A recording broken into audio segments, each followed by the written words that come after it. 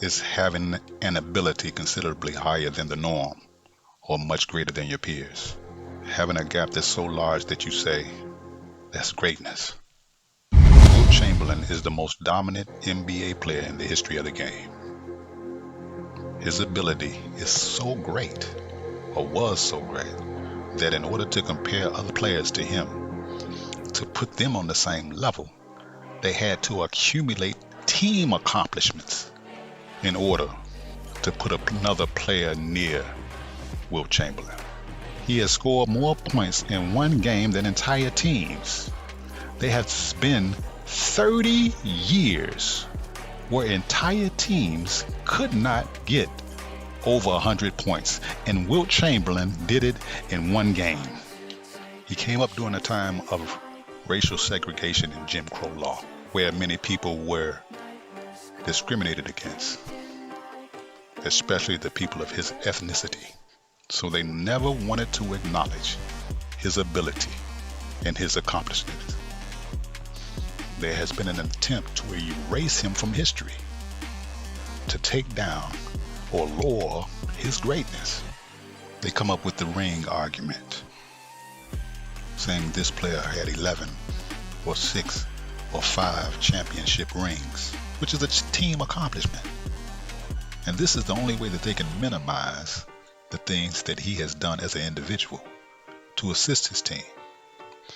They never take the time to consider the types of teams that he has played for. This was deliberately done to minimize who and what he was. Wilt Chamberlain has impacted the game more than any other player in history.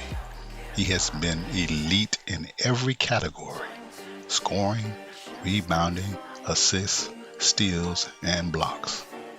As far as scoring, he is the only player that has scored 100 points in a game. It's not possible for any human being to do the kinds of things that he was able to do. Most players' crowning achievement is to score 50, 60, 70, or 80 points one time in their career. That's the crowning achievement.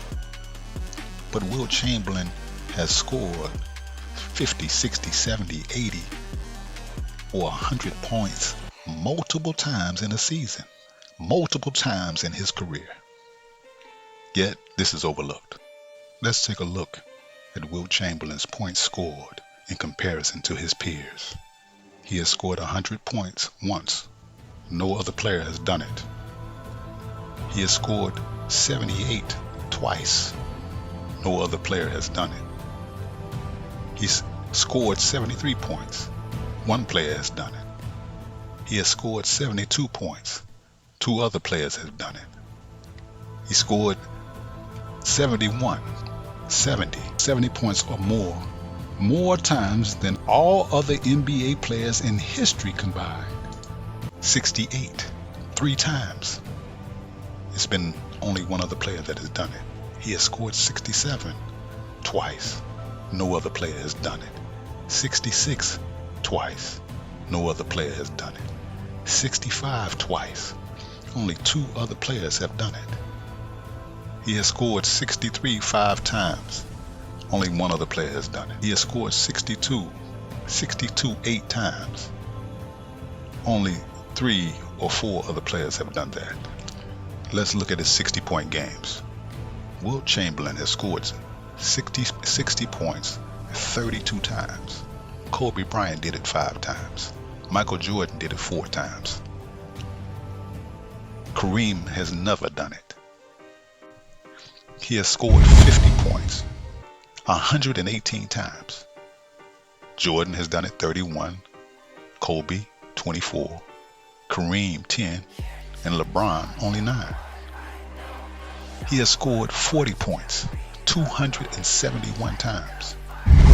271. Jordan only 173, Kobe 117, LeBron James 49. Kareem has only done it 70. He has scored 30 points 515 times. The only player that can compare is Michael Jordan, he did it 562. Kareem, only 429. Kobe, only 408. LeBron, only 304. I mention these other players because these are the players that they try or attempt to compare to the great achievements of Wilt Chamberlain. But it's not even close. Wilt Chamberlain has scored more points in a half than any other player. He has scored 59 points in a half.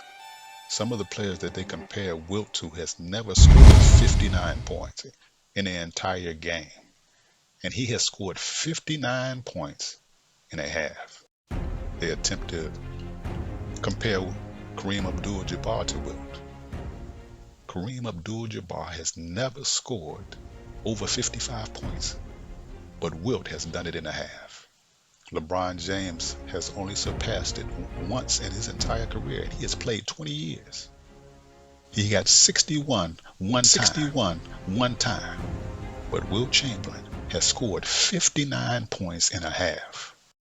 Comparing other players' performances to Wilt Chamberlain is almost insane. It doesn't follow any sound reasoning or logic. He's the only player to score 60 points in back-to-back games. He did it 4 times. He has the most consecutive 50-point games. He did it 7 times. He scored 40 points 14 times in a row, and 65 times in a row. He made 35 field goals in a row. He made 35 field goals in a row.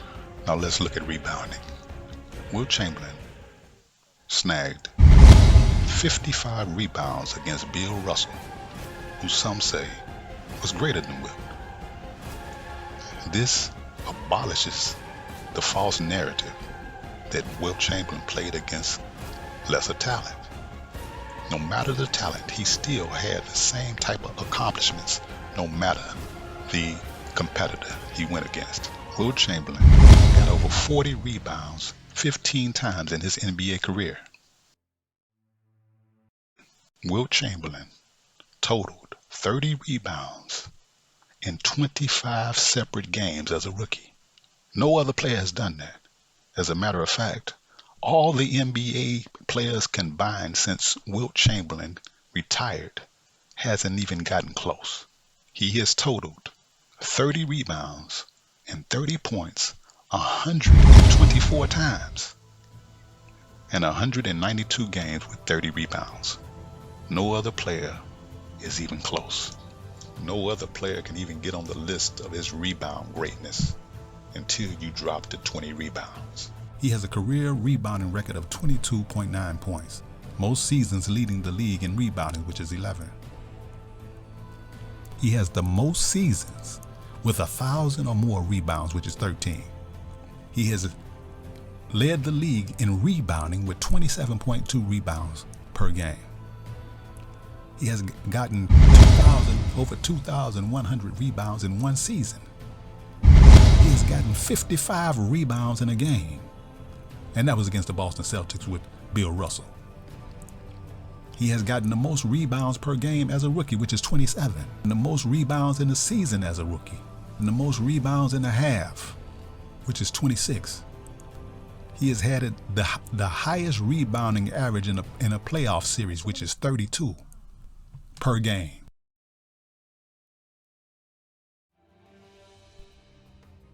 He has the greatest stamina of any other player that has played the game. He has led the NBA in minutes played 8 times, most consecutive seasons in the NBA minutes played, which is 5. He has the highest minutes played per game with 45.8. Most minutes played for a season, which is 48.53. One season, Wilt Chamberlain played 3,882 minutes. There was only a total of 3,890. He only took 6 seconds of rest per game. He has the most complete games in history. He played 79 full games out of 80. To attest to his agility, Wilt Chamberlain never fouled out of a regular season or a playoff game in 14 years in the NBA. His career average was only 2 fouls per game.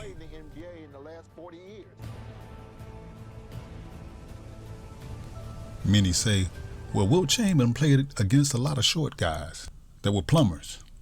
Let me give a list of NBA centers that Wilt Chamberlain played against. He played against Bill Russell, Hall of Famer, Walt Bellamy, Hall of Famer, Willis Reed, Kareem Abdul-Jabbar. He played against Elvin Hayes, Wes Unseld, Bob Lanier, Nate Thurman, and Artis Gilmore. All those stated were Hall of Famers and near 7-footers, except Wes Unseld. He was not a 7-footer. He played against Walter Dukes, a 7-footer, who was not a Hall of Famer but a 2-time All-Star. He played against Reggie Harding, a 7-footer, who never made an All-Star team and was never a Hall of Famer, but he averaged 13 points and 13 rebounds per game. He played against Jim McDaniels, who for 2 years averaged about 26 and 14. He was an All-Star, but got injured. After his second year in the NBA, he played against Elmore Smith, who averaged 13 points and 10 rebounds, and who led the league in blocks. Wilt played against about 28 7-footers. 28 7-footers. But when Wilt played, there were only 8 to 17 teams. So he would play against the same competition constantly.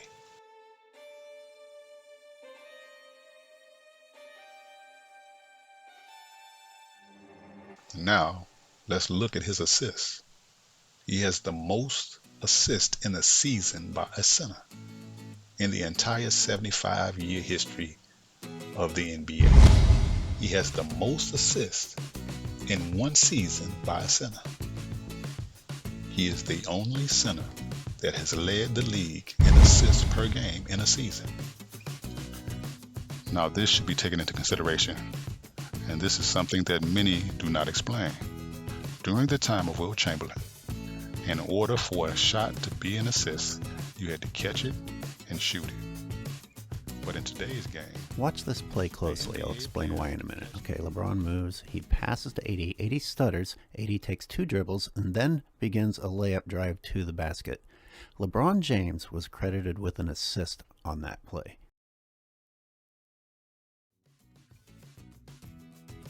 Look at the game clock and look at the stat board time.